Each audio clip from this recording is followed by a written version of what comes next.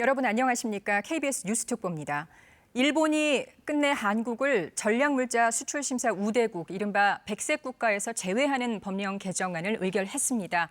수출을 통제해서 한국 경제를 옥죄려는 의도를 노골적으로 드러냈다는 분석입니다. 앞으로 1시간 동안 관련 소식 자세히 전해드리겠습니다. 먼저 오늘 오전 상황부터 정리해보겠습니다. 홍서구 기자입니다. 일본 정부의 국무회의인 가기 결과는 예상대로였습니다. 本日の閣議におきまして輸出貿易管理令の改正が決定をされました。 일본 정부가 수출 절차 간소화 혜택을 주는 이른바 백색 국가 명단에서 한국을 뺀다는 의미입니다. 이달 7일 공포돼 28일부터 시행됩니다. アジアで唯一の該当国でありました韓国が除外されることになります。この後7日に公布し、28日に施行をされます。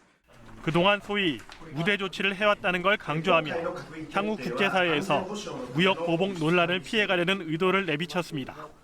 輸出管理を適切に実施するための運用見直しでありまして、もともと日韓関係に影響を与えるなんていうことは全く我々は意図しておりませんし、ましてや何かに対する対抗措置といった種類のものでもないわけであります。 세코 산업상은 징용 문제 등 한일 관계 이슈와 무관하다는 점도 애써 강조했습니다. 그러면서 이번 결정의 배경엔 한국의 대응이 문제였다는 억지 주장을 또 내놓았습니다. 韓国と信頼して対話のできる環境をですね、これは韓国側の責任でありますから、しっかりとやっていただく。まずは韓国には発表の訂正をはじめとしてですね、誠意ある対応を期待したいというふうに思っております。 스가 관방장관도 기자회견을 갖고 한일 관계에 영향을 주기 위한 것이 아니라는 점을 강조하며 반도체 등의 국제 공급망에는 영향이 없을 것이라고 주장했습니다. そして密接な経済関係を構築してきておるところであり、グローバルサプライチェーンへの影響は全く考えられない。 스가 장관은 한일 관계가 상당히 엄중한 상황이라며 한국 측의 적절한 대응을 강하게 요구하겠다고 밝히고 한일 군사정보보호협정에 관련해선 연대할 과제에 대해서는 제대로 연대해 가는 것이 중요하다고 말했습니다. KBS 뉴스 홍서구입니다. 네, 우리 정부 일본의 백색 국가 제외 조치 관련 대응 방안을 곧 발표할 예정입니다. 정부 서울청사 연결해 보겠습니다. 자, 오수호 기자, 홍남기 부총리가 직접 발표할 예정인 거죠? 네, 그렇습니다. 국무회의를 마친 홍남기 경제부총리가 이곳에 와서 브리핑을 진행할 예정입니다. 당장 세부적인 대응책을 밝히기보다는 일본의 철회를 요구하는 등 선언적인 내용이 담길 것으로 보입니다. 다만 향후 대책에 대해선 큰 틀의 언급도 할 것으로 보여서 향후 대책 방향을 엿볼 수 있을 것으로 보입니다. 단기적으로는 피해가 예상되는 우리 기업들에 대한 지원 문제가 시급합니다.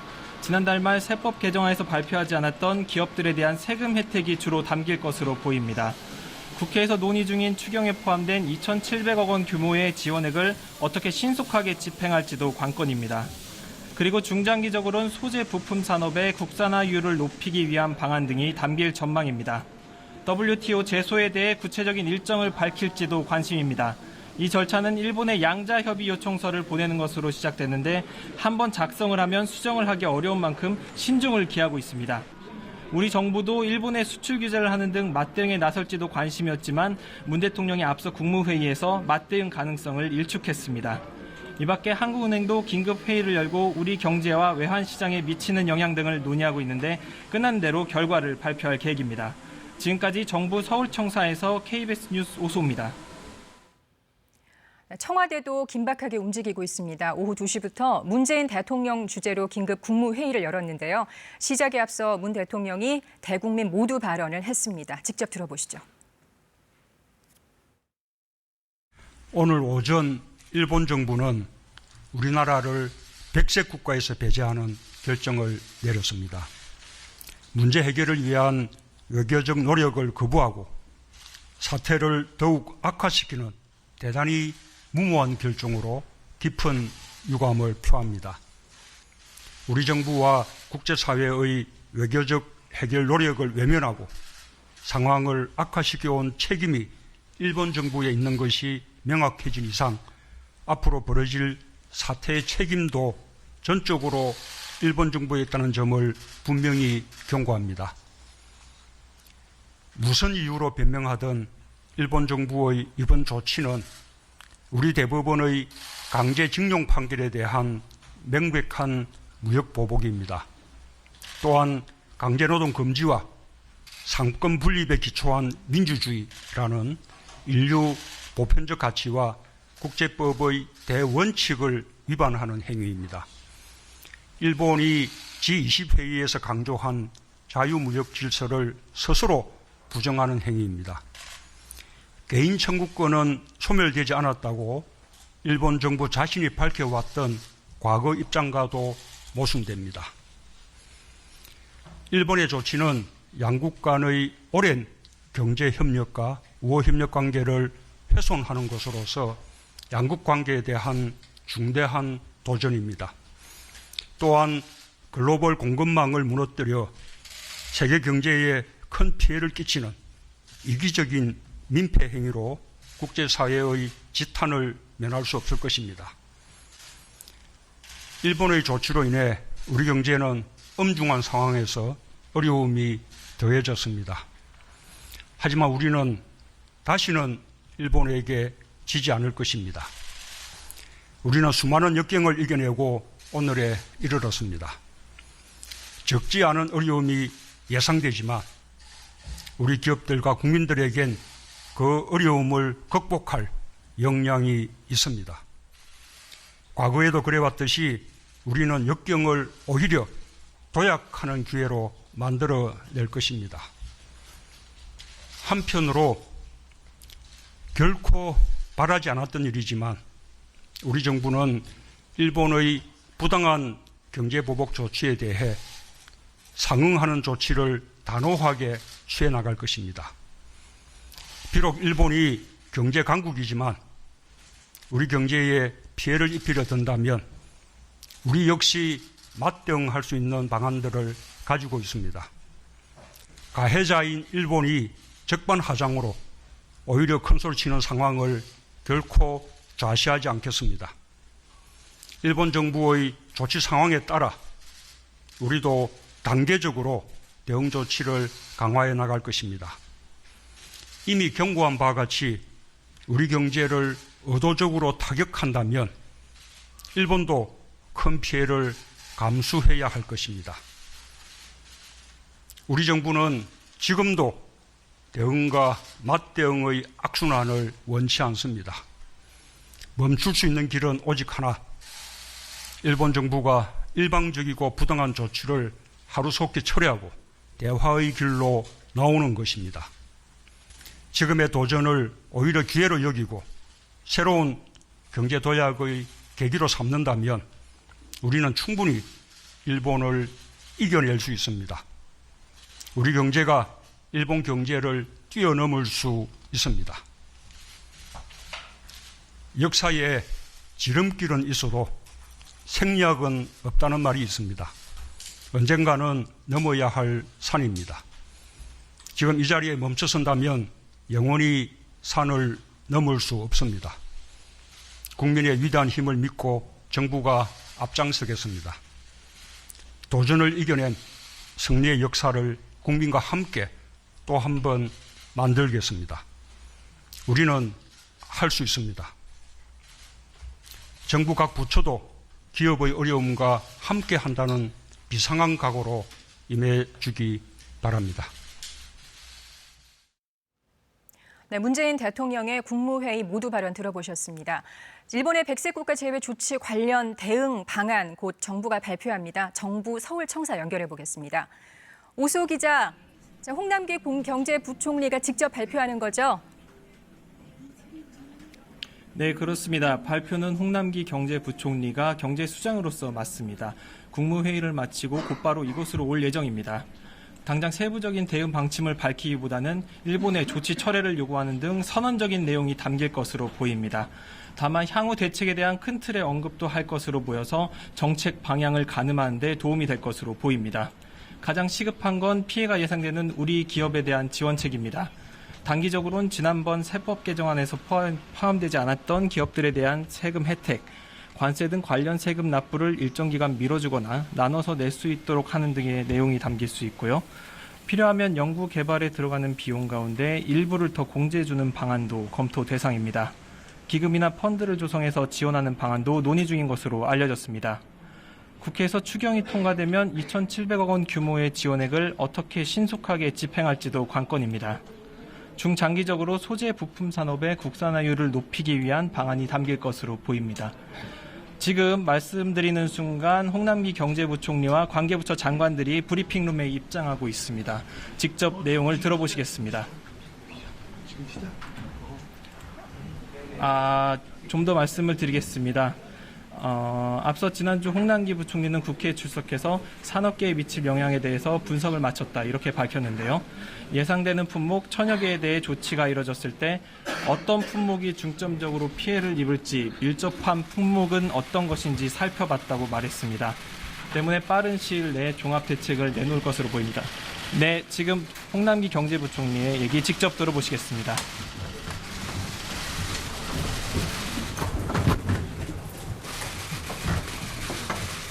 산업부 장관이 안 오셨네? 산업부 장관님. 산업부 장관님 좀 오시라고 그러세요.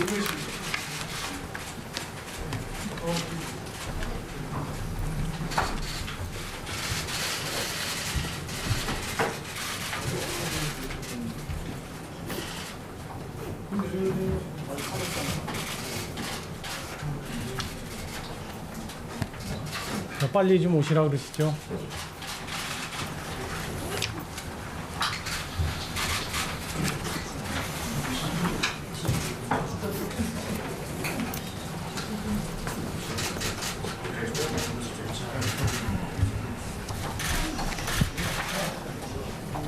홍남기 경제부총리가 잠시 후 정부의 대응 방안 관련해서 발표를 할 예정입니다. 네, 홍남기 경제부총리 외에 좌우에 정부 관련 다른 사람들도 많이 앉아 있습니다. 네, 그러네요. 안녕하십니까. 기획재정부 부대변인입니다. 지금부터 일본의 백색 국가 배제 등 수출 규제 및 보복 조치 관련 관계부처 합동 발표를 시작하겠습니다. 오늘 브리핑은 홍남기 부총리의 정부 입장 발표에 이어 기자단 질의응답을 갖는 순서로 진행하도록 하겠습니다. 그럼 부총리께서 일본의 백색 국가 배제 등 수출 규제 및 보복 조치 관련 발표문을 브리핑하시겠습니다.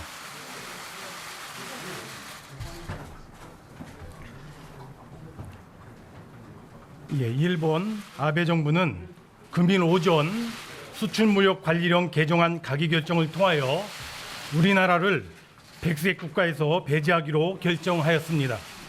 지난 7월 4일 세계 품목 수출 규제 시행에 이어 이번 백색 국가 배제에 이르기까지 일련의 조치는 그간 양국이 어렵게 쌓아온 협력과 신뢰관계를 근본적으로 훼손시키는 행위라 아니할 수 없습니다. 이에 정부는 일본 정부에 대해 강력한 항의와 깊은 유감의 뜻을 표하면서 정당한 근거 없이 취해진 무역 보복 조치들을 즉각 철회할 것을 강력히 촉구합니다. 한일 양국은 1,500여 년이 넘는 교류와 협력의 역사를 공유하고 있으며 동북아 및 세계 평화와 번영을 위해 지속 협력해 나가야 할 이웃 국가입니다. 이러한 인식에서 우리 정부는 과거 역사에서 비롯된 문제는 그것대로 해결해 나가되 실질적으로 필요한 협력은 계속 추진되어야 한다는 투트랙 기조를 일관되게 유지해 왔습니다. 작년 강제징용 피해 관련 대법원 판결과 관련해서도 우리 정부는 민주주의 국가로서 대법원의 판결을 존중하지 않을 수 없었으며 이 문제를 풀기 위한 현실적인 해결 방안을 마련하여 이미 일본 정부에 전달한 바 있습니다. 또한 일본 정부가 지난 7월 4일 세계 품목에 대한 수출 규제 조치를 전격 시행한 이후 그 조치 배경으로 양국 신뢰관계의 손상, 우리 수출 관리의 미비, 안보상의 이유 등 명료한 근거를 제시하지 못한 채 그때그때 말을 바꾸며 아전인수격 주장을 되풀이해 왔으나 우리 정부는 직접적 대응을 자제하고 양국 간 대화를 촉구한 데 이어 유엔 안보리 전문가들 국제기구에 공동조사까지 제의하는 등 대화와 협의를 통한 외교적 해결에 최대한 성의를 갖고 임해 왔습니다. 그러나 일본 정부는 공식 협의를 끝내 거부하고 대화와 협의를 통한 문제를 해결하고자 하는 우리 정부의 노력을 외면한 채 일방적이고 차별적인 무역 보복 조치를 재차 강행한 것입니다. 일본 정부가 행한 이러한 일련의 수출 통제 조치는 다음 몇 가지 측면만 보더라도 매우 부당하다 할 것입니다. 첫째, 일본 정부의 조치는 역사적 사법적 사안에 대해 경제적 수단을 동원하여 보복을 가한 잘못된 조치가 아닐 수 없습니다.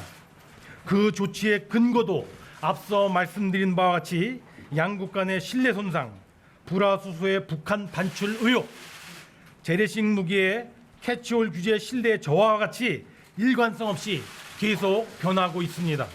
이러한 모습들은 최근의 수출 규제 조치가 얼마나 근거 없이 자의적으로 행해진 것인지 명백히 보여주는 것입니다. 둘째, 전후 자유무역주의의 최대 수혜국인 일본이 WTO 등 국제무역 질서를 크게 훼손하는 처사입니다. 즉, 자유무역주의 기반 국제 질서에 힘입어 오늘날의 세계적인 경제 대국으로 성장할 수 있었던 일본이 자신들의 필요에 따라 그 기반 질서를 스스로 무너뜨리는 것은 일본에 대한 국제사회 신뢰를 거둬들이게 만드는 이율 배반적인 모습입니다. 셋째, 지난 6월 말 일본이 G20 오사카 정상회의의 의장국으로서 세계에 보여준 역할과 정반대의 조치가 아닐 수 없습니다. 당시 일본은 자유롭고 공정하며 비차별적인 무역 환경에 대한 합의 도출을 위해 막바지까지 노력하였습니다. 그런 일본이 G20 오사카 정상회의 선언문 발표 다음 날부터 특정 국가에 대한 차별적 조치를 행한 것은 국제사회에서 책임 있는 일원으로서 결코 있을 수 없는 행동일 것입니다. 넷째, 이번 조치는 한일 간 공동 번영의 전제였던 호혜적 협력 관계를 근본적으로 훼손하는 것입니다.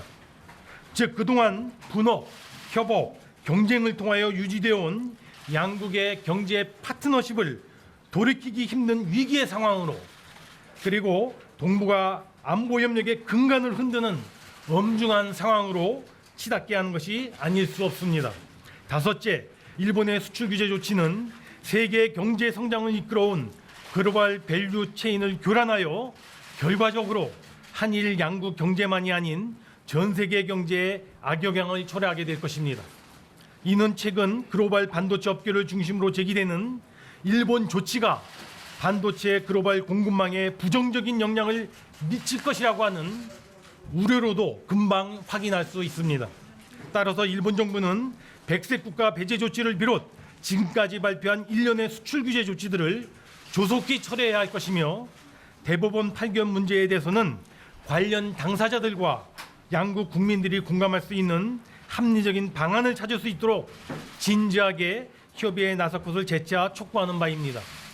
다음으로 이번 일본 정부의 백색 국가 배제 조치에 따른 영향과 우리 정부의 대응 방향에 대해 말씀드리겠습니다. 먼저 이번 백색 국가 배제 조치로 인해 관련되는 전략 물자의 수는 1,194개입니다. 이 중 이미 민간 품목에 해당되어 건별 허가가 이미 적용되고 있었던 품목들, 그리고 국내에 미사용되던가 일본 내에 생산되지 않는 등으로 관련이 적은 품목들, 그리고 소량 사용 또는 대체 수입 등으로 배제의 영향이 크지 않은 특정 품목들을 제외하면 총 159개 품목이 영향을 받을 수 있을 것으로 보여집니다. 이들 품목 중에서도 상당 부분 품목은 그 영향이 제한적일 것으로 보여지나, 다만 대일 의존도가 높은 일부 품목들의 경우 공급 차질 등의 영향이 있을 것으로 우려가 됩니다. 정부는 이 159개 전 품목을 관리 품목으로 지정 대응해 나가되 특히 대일 의존도, 파급 효과, 국내외 대체 가능성 등을 기준으로 보다 세분화하여 맞춤형으로 밀착 대응해 나가고자 합니다. 이에 정부는 그동안 품목별, 업종별 역량 분석을 토대로 하여 백색 국가 배제 상황에 대비 종합적인 대응책을 준비해 왔으며 이제 준비된 대책에 따라 범정부적으로 치밀하고도 신속하게 총력 대응해 나가도록 하겠습니다. 우선 일본 정부에 대하여 강력하게 항의 조치하고 앞으로 수출 규제에 대한 대응을 더욱 강화해 나가겠습니다. 여러 통로를 통해 일본 정부에 이번 조치가 철회되도록 강력히 요구하고 양자 협의 제기를 촉구해 나갈 것입니다. 앞으로 외교적 해결을 위한 노력을 지속할 것이지만 우리도 일본을 백색 국가에서 제외하여 수출 관리를 강화하는 절차를 밟아 나가겠습니다. 또한 국민들의 안전과 관련된 사항은 관광, 식품, 폐기물 등의 분야부터 안전 조치를 강화해 나갈 계획입니다. 그리고 일본 조치의 부당성에 대한 국제사회의 공감대를 만들어내려는 국제 공조 노력도 가일층 속도 내겠습니다. 일본의 수출 규제 강화 조치는 WTO 규범에 전면 위배되는 조치인 만큼 WTO 제소 준비에 더욱 박차를 가해 나가겠습니다. 아울러 그간 주력해왔던 주요국, 국제기구, 신평사 등에 대한 아웃리치 활동에도 더 적극적으로 전개해 나가도록 하겠습니다. 두 번째, 기업 피해 최소화 및 정부 지원입니다. 이번 일본 조치로 인하여 당장의 어려움을 겪게 될 기업들의 피해를 최소화하기 위한 방안들에 대해 말씀드리겠습니다. 기업에게 지금 가장 시급한 것은 정보입니다. 즉 수출 규제의 불확실성이 지속되는 상황에서 기업들이 안정적으로 경영활동을 하기 위해서는 정확한 정보 제공과 즉각적인 애로 해소가 중요할 것입니다. 온 오프라인을 통하여 일본의 수출 규제 제도와 그에 따른 역량, 정부 지원 내용 등에 대한 정보를 적시에 충실히 제공하겠습니다. 이와 관련하여 관련 정보들을 쉽고 편리하게 파악할 수 있도록 금일 전략물자관리원회 관련 전용 홈페이지를 개설, 오늘부터 운영해 나간다는 점을 말씀드립니다.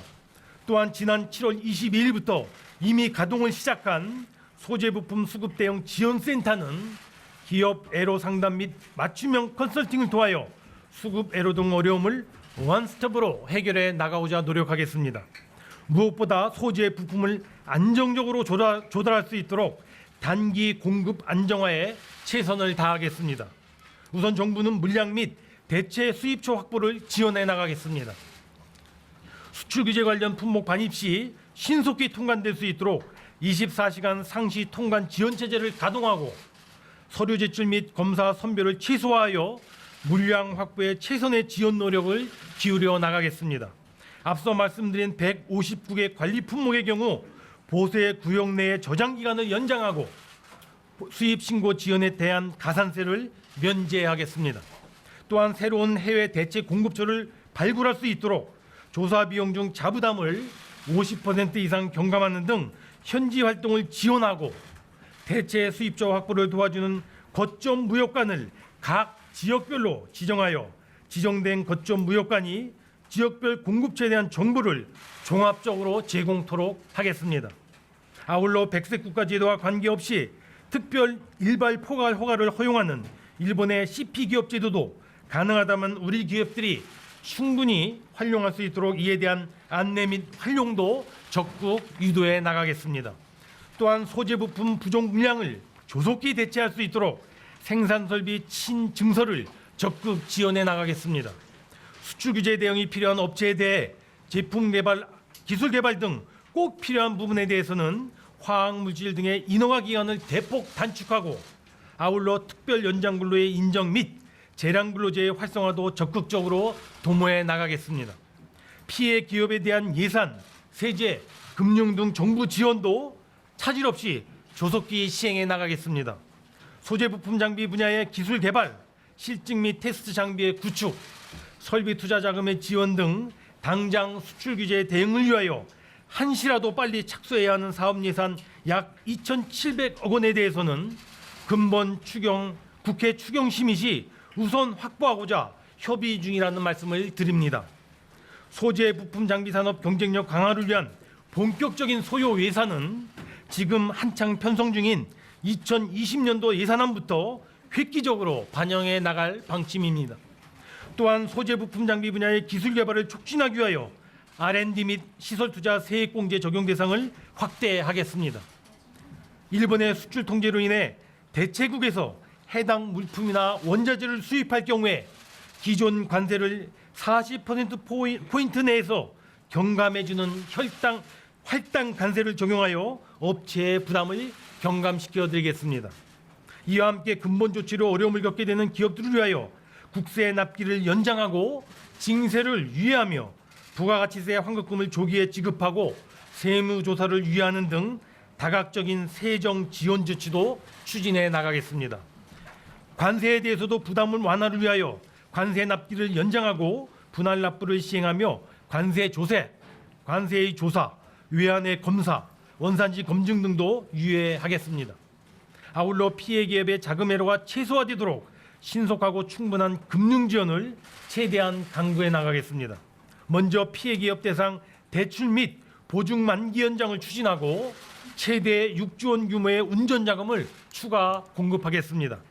소재 부품 기업 대상 정책금융 지원 프로그램을 신속하게 집행하고 설비 투자라든가 R&D, M&A 자금 수요도 다각적으로 지원해 나가겠습니다. 세 번째, 산업 경쟁력 강화 및 체질 개선을 위한 근본적인 조치입니다. 이번 기회에 우리 산업의 대일 의존도를 획기적으로 낮추고 경제 체질을 근본적으로 강화하기 위해 항구적인 대책도 마련하였습니다. 특히 우리의 소재 부품 장비 산업 경쟁력을 강화하는 데 최우선적으로 역점을 두었습니다. 주력 산업의 공급망에 결정적 영향을 미치는 100여 개의 전략 핵심 품목을 중심으로 R&D 등에 매년 1조 원 이상의 대규모로 추가 지원해 나가고 자립화가 시급한 핵심 R&D에 대해서는 예타 면제, 세액 공제 등도 적극 추진해 나가겠습니다. 이와 같은 소재 부품 장비 산업의 기술 개발과 함께 해외 핵심 기술의 확보라든가 해당 전문 기업의 M&A 등을 적극 뒷받침하기 위해 별도의 펀드 조성을 추진하는 것은 물론 해외 M&A 인수금융의 지원, 소재 부품 장비 M&A 세제 지원 등도 적극적으로 확대하겠습니다. 아울러 수요 공급 기업 간의 수질적인 협력, 그리고 수요 기업 간의 수편적인 협력 모델을 구축하여 소재 부품 장비 산업 영역에서 대중소기업이 상생하는 강력한 국내 공급망을 이번에 확고히 정착시켜 나가도록 하겠습니다. 정부는 이와 같은 내용을 골자로 하는 소재 부품 장비 경쟁력 강화 대책을 마련 중에 있으며 다음 주 중에 구체적인 내용을 확정하여 발표하도록 하겠습니다. 한편 R&D와 관련해서는 핵심 원천 소재의 자립 역량 확보를 목표로 R&D 투자 전략 및 프로세스의 혁신 등을 담은 범정부 차원의 별도의 R&D 종합대책을 8월 말까지 마련하여 발표하도록 하겠습니다. 이를 토대로 하여 산업 파급력이 큰 전략 소재의 기술과 인력 양성 분야에 대한 과감한 투자 지원이 활발하게 이루어지도록 해나가겠습니다.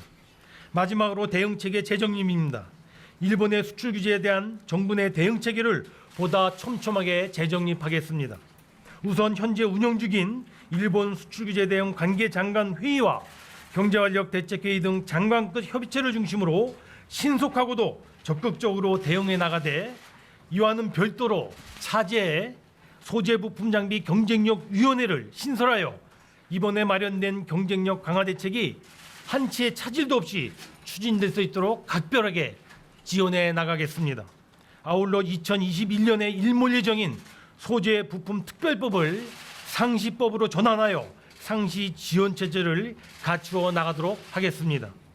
정부의 장관급 회의체와 상시 협업할 수 있도록 민간 CEO 이상의 고위 민간 협의체를 가동하는 한편 지난 7월 31일 날 처음으로 출범한 일본 수출규제대책 민관정 협의회 운영을 적극 활성화하여 민간과 정치권, 노사 그리고 정부가 힘과 지혜를 모아 한 목소리로 대응해 나가도록 하겠습니다. 국민 여러분, 정부는 이상에서 말씀드린 바와 같이 일본의 백색 국가 배제 조치에 대비하여 그동안 촘촘하게 준비해 왔습니다. 이번 일본의 배제 조치는 8월 말부터 시행될 것으로 예상되는 바 정부는 동조치 시행에 앞서 그동안 준비해온 대책들을 최대한 신속하고도 차질 없이 이행해 나가도록 하겠습니다. 정부는 국민을 믿고 흔들림 없이 대응해 나가겠습니다. 국민 여러분들께서도 정부를 믿고 적극 힘을 모아주실 것을 부탁드립니다. 특히 온 국민이 합심하면 어떠한 어려움도 극복할 수 있다는 자신감을 갖고 각 경제 주체들이 경제 활동과 생업에 전념해 주실 것을 또한 간곡히 부탁드립니다. 끝으로 일본 정부에 분명하게 말합니다. 이번 사태의 시작도 책임도 모두 일본 정부에 있는 만큼 일본은 부당한 수출 규제 조치들을 조속히 처리하고 외교적 해결의 장으로 복귀할 것을 다시 한번 강력히 촉구합니다. 감사합니다. 네, 홍남기 경제부총리의 정부 대책 방향 브리핑 들어보셨습니다. 스튜디오에서 산업과학부 기자와 함께 이 내용 다시 짚어보겠습니다. 박대기 기자 나와 있습니다. 네, 박 기자, 아무래도 일본 조치가 예상이 됐던 만큼 정부가 준비를 많이 했습니다. 하나하나 좀 짚어볼까요? 네, 홍남기 부총리가 약 20분에 걸쳐서 일본에 대한 이제 다시 한번 규탄을 하고요. 그리고 우리 정부의 대응 방안을 조목조목 설명했습니다. 네. 크게 이제 우리 정부의 대응 방안은 3가지 정도로 보이는데요. 네. 첫째는 이제 이번 그 영향을 받을 수 있는 품목이 백색 국가 제외 때문에 1000품목이 넘는다 이런 그러네요. 보도가 많이 네. 나왔는데 네. 실제로 계산을 해보니까 우리한테 민감한 품목은 159개 정도 된다. 네. 159개 정도 된다 이렇게 밝혔고요. 이 159개 품목 같은 경우에도 상당 부분 품목은 영향이 그렇게 크지 않고 제한적일 것이다 이렇게 예상했습니다. 네. 하지만 일부 품목은 공급에 차질이 빚을 수 있다 이렇게 보고요. 보다 세분화해서 맞춤형으로 밀착 대응을 준비해왔다 이렇게 밝혔습니다. 네. 그리고 이제까지 준비했던 품목별, 업종별 영향에 대해서 준비된 대책에 따라서 품목별로 치밀하고 신속하게 총력 대응하겠다고 밝혔습니다. 네. 일본의 백색 국가 제외가 이제 8월 28일 실시 예정이기 때문에 네. 그 이전에 이런 품목들에 대해서 수급 대책들을 품목별로 발표할 것으로 보입니다. 네. 그리고 두 번째는 이제 정보 문제가 있는데요. 우리 기업들이 지금 정보 부족으로 힘들어하고 있다 이렇게 판단하고 있습니다. 네. 그래서 전략물자관리원에서 이 문제를 해결할 수 있는 홈페이지를 오늘부터 가동하겠다 이렇게 네. 밝혔습니다. 네. 그리고 이제 기존에 해왔던 설명회와 그 콜센터 그리고 이제 홈페이지를 통해서 각 기업별로 무엇이 문제되는 품목인지 이런 것들을 안내해 나가겠다 이렇게 밝혔고요. 네. 그리고 이제 이와 함께 여러 통로로 일본 정부에도 강력히 항의하면서 외교적 해결 노력을 지속하겠지만 우리도 일본을 백색 국가에서 제외해서 수출 관리를 강화하는 방안을 밟아 나가겠다 또 이렇게 말했습니다. 일본이 우리나라를 백색 국가에서 제외했는데요. 사실 우리나라도 일본을 그동안 이제 백색 국가로 대우해주고 있었는데 네. 그것을 제외하는 방안을 밟아 나가겠다 이렇게 밝혔고요. 네. 특히 관광, 식품, 폐기물 분야에서는 네. 관련된 조치도 밟아 나가겠다 또 이렇게 밝혔습니다. 네. 그리고 WTO 제소 준비 같은 경우에는 그 절차대로 준비를 박차를 가하겠다 이렇게 밝혔는데요. WTO 제소를 위해서는 일단 증거 수집 기간이 필요하기 때문에 그 증거 수집을 좀 더 차질 없이 진행해 나가겠다 이런 말로 보입니다.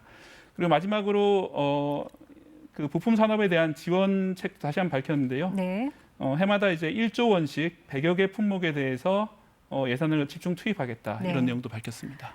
네. 자, 그러면 박대기 기자는 조금 후에 다시 한번 더 자세하게 짚어보겠습니다. 자, 그러면 여기서 청와대 연결해 보겠습니다. 자, 이병도 기자, 문 대통령의 국무회의 어떻게 얼마 전에 한 1시간 정도 전에 끝났다고 들었는데요. 정리해 주시죠. 네, 그 앞서 보신 것처럼 문 대통령이 국무회의에서 이제 모두 발언을 했습니다. 이 국무회의 발언이 전국에 생중계된 것은 현 정부 들어 이번이 처음입니다. 그만큼 상황을 엄중하게 보고 있다는 건데요. 문 대통령은 지금까지 발언 중에서 최고 수위로 일본을 비판했습니다. 명백한 무역 보복이다. 앞으로 벌어질 사태의 모든 책임은 일본에 있다고 경고했습니다. 세계 경제에 큰 피해를 끼치는 이기적인 민폐 행위다라는 표현까지 썼습니다.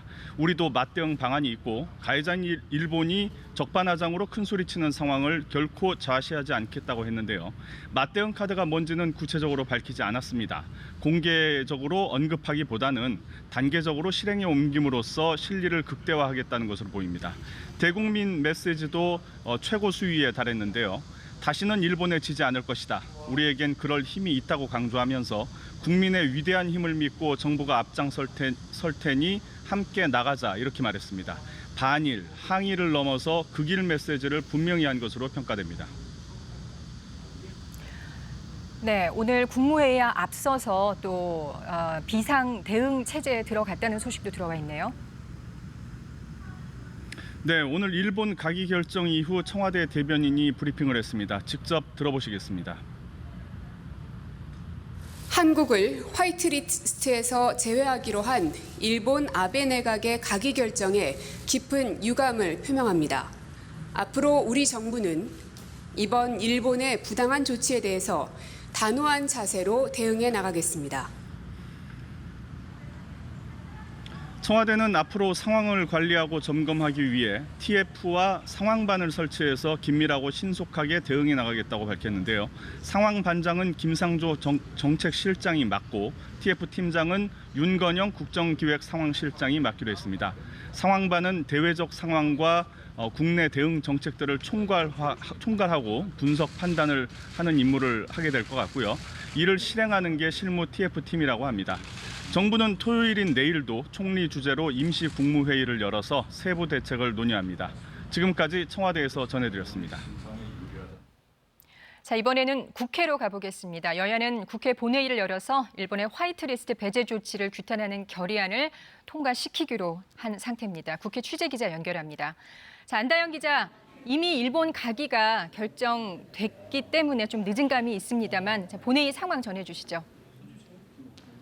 네, 국회 본회의가 조금 전 4시부터 열려 현재 진행 중인데요. 여야는 대일 결의안을 첫 번째 안건으로 상정해 만장일치로 통과시켰습니다. 이 대일 결의안은 당초 일본 수출 규제 철회를 촉구하는 결의안이 본회의에 상정돼 있었지만 화이트리스트 배제 결정이 나온 이후 다루게 된 만큼 이와 관련된 내용을 반영한 수정안이 다시 상정됐습니다. 국회는 결의안에서 일본 수출 규제와 화이트리스트 배제 조치를 일제 강제동원 문제 판결에 대한 보복적 성격으로 규정하고 깊은 우려를 표명했습니다.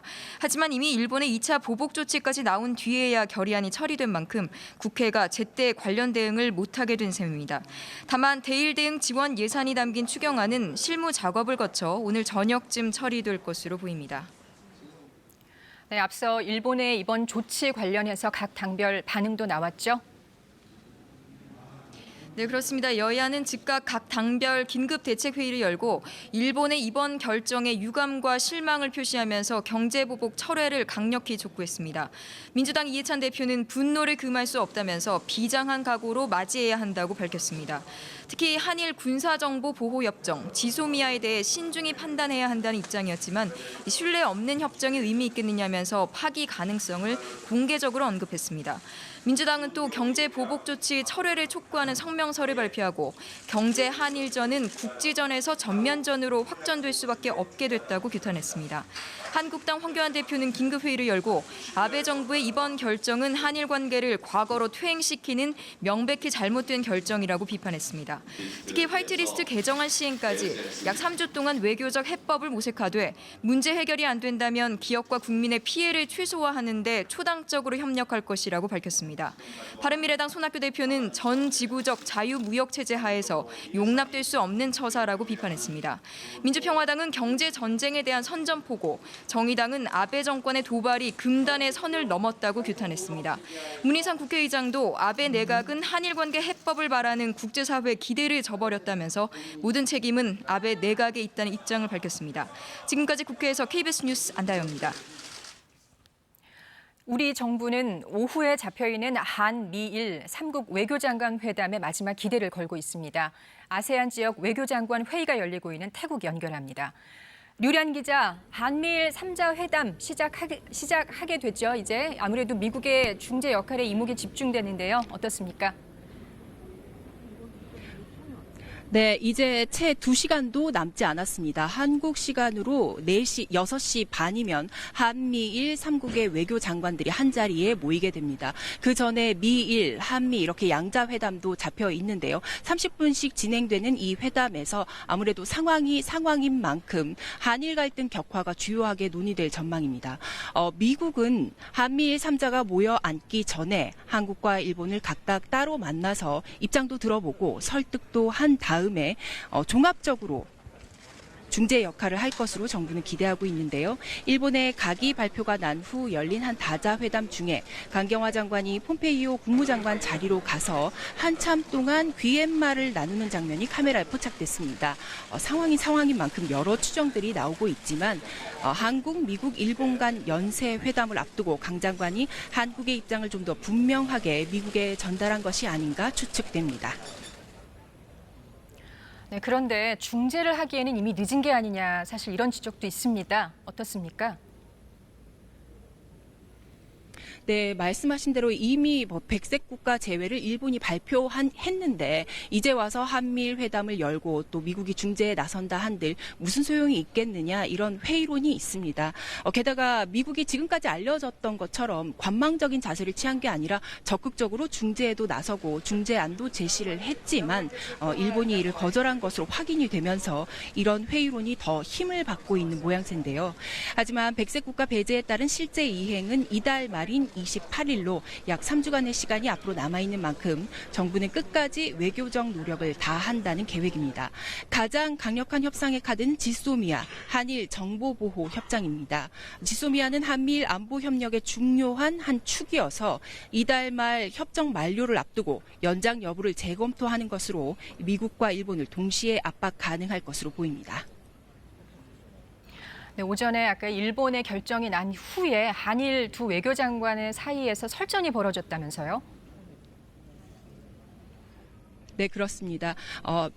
일본에서 이 백색 국가 배제 발표가 난 직후에 한 다자 회담이 열렸는데요. 이 자리에서 공개 발언에 잇따라 나선 한일 외교 장관이 서로를 직접적으로 지목을 하면서 날을 세웠습니다. 거의 설전 수준이었는데요.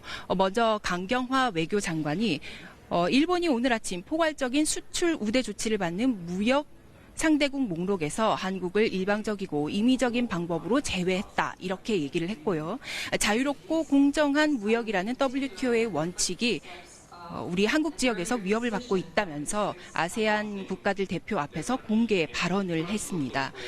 이후 바로 마이크를 이어받은 고노다로 외무상은 강 장관이 왜 불만인지 모르겠다라고 불만을 토로했는데요. 특히 일본의 이번 조치는 완벽하게 자유무역 체제에 부합한다 이런 자신들만의 논리를 반복했습니다. 이후 진행된 비공개 회담에서도 강 장관과 고노 외무상은 이례적으로 반론권을 여러 차례 신청을 하면서 설전을 이어갔다는 후문입니다. 이런 와중에 한미일 회담에서 어떤 협의를 이룰 수 있을지 2시간 뒤가 주목됩니다. 방콕에서 KBS 뉴스 류란입니다. 네, 그러면 여기서 스튜디오에서 박대기 산업과학부 기자와 좀 더 이야기 나눠보겠습니다. 자, 박 기자. 네. 먼저 우리가 아까 그 정부 서울청사에서 네. 홍남기 경제부총리가 전체적인 대응 기조를 얘기를 했는데요. 네. 이거 관련해서 간단하게 다시 한번 얘기를 해볼까요? 네. 가장 인상적이었던 대목은 이제 우리의 어떤 일종의 대항 조치 네. 차원의 일들입니다. 그동안 이제 일본의 조치가 저희가 이제 우리나라는 좀 당해온 그런 측면이 있었는데요. 네. 앞으로도 외교적인 노력은 계속하겠지만 우리도 일본을 백색 국가에서 제외해서 수출 관리를 강화하는 절차를 밟아 나가겠다 이렇게 밝혔거든요. 네. 일본이 우리나라를 백색 국가로 우대했던 것과 마찬가지로 네. 우리나라도 그동안 일본을 백색 국가로 우대해 왔습니다. 네, 네. 하지만 오늘처럼 배제 조치가 나온 이상 우리도 일본을 우리나라의 백색 국가에서 일본을 제외하는 조치를 밟아 나가겠다 이렇게 밝혔고요. 네. 또 한 가지는 국민들의 안전과 관련된 사항은 관광, 식품, 폐기물 등의 분야부터 안전 조치를 강화해 나가겠다 이렇게 밝혔는데요. 네. 우리나라로 일본산 폐기물이 수입되고 있고 또 네. 일본산 식품도 수입되는 것이 있기 때문에 이런 것과 관련된 조치를 강화하겠다 이런 것으로 해석됩니다. 아무래도 그동안에 사실 일본이 이렇게 두 번째 보복 조치를 할 거라고 예고가 많이 된 만큼 네. 정부가 준비를 상당히 많이 한 것 같습니다. 네, 그렇습니다. 오늘 발표도 약 20분에 걸쳐서 이루어졌는데요. 첫 부분은 이제 주로 일본이 그동안 조치에 대해서 어떤 점에서 부당하다 이런 것을 다섯 가지로 조목조목 나눠서 비판을 했고요. 뒷부분은 이제 우리나라의 대책이 되겠습니다. 가장 눈에 띄는 대책은 그동안 이제 백색구가 제외로 우리나라가 입을 피해가 1000품목이 넘는다 이렇게 알려져 있었는데요. 정부가 품목별로 다 따져보니까 그 가운데 159개, 159개 품목에 가장 이제 문제가 있을 수 있다. 그래서 중점 관리 품목으로 지정하겠다 이렇게 밝혔고요.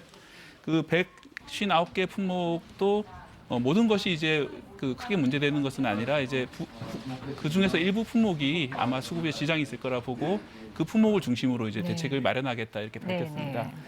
또 한 가지는 이제 우리 기업들이 가장 어려움을 겪고 있는 것이 현재 정보 부족이라고 판단했습니다. 그래서 전략물자관리원에서 이 전담할 수 있는 홈페이지를 오늘부터 개통해서 관련된 정보를 안내하고요. 또 그동안 해왔던 콜센터 운영이라든지 설명회 운영도 계속해 나가기로 했습니다. 또 관련해서 그 세제와 금융 이런 쪽에서도 좀 더 신경을 쓰겠다라고 얘기를 했죠. 네, 그렇습니다. 이제 그동안 일본산 부품이나 일본산 장비를 수입했던 업체가 다른 나라로 이제 수입선을 돌릴 경우에는 관련돼서 관세를 일부 깎아주는 그런 제도라든지 또 연구개발 예산에 대해서 세액공제를 하는 제도라든지 또 이제 직접 재정을 투입해서 1년에 1조 원을 투입해서 100여 개 품목에 대해서 이제 개발을 유도하는 그런 다양한 방법으로 이번 사태에 대해서 대처해 나가겠다 이렇게 밝혔습니다. 일본에 대해서 규탄을 하면서도 마지막까지 외교적인 노력을 포기하지 않겠다. 또 이런 의지도 분명히 밝혔죠. 네, 그렇습니다. 아시다시피 오늘 저녁 6시 반에 지금 한미일 간의 이제 외무장관 회담이 예정돼 있는데요. 그 자리에서 다시 한번 이 문제를 언급할 수밖에 없는 그런 상황입니다. 그래서 이제 우리 정부도 전면적인 그런 다양한 대항 조치보다는 이제 단계적으로 대항 조치를 내놓을 것으로 이제 예상되고 있는 상황인데요.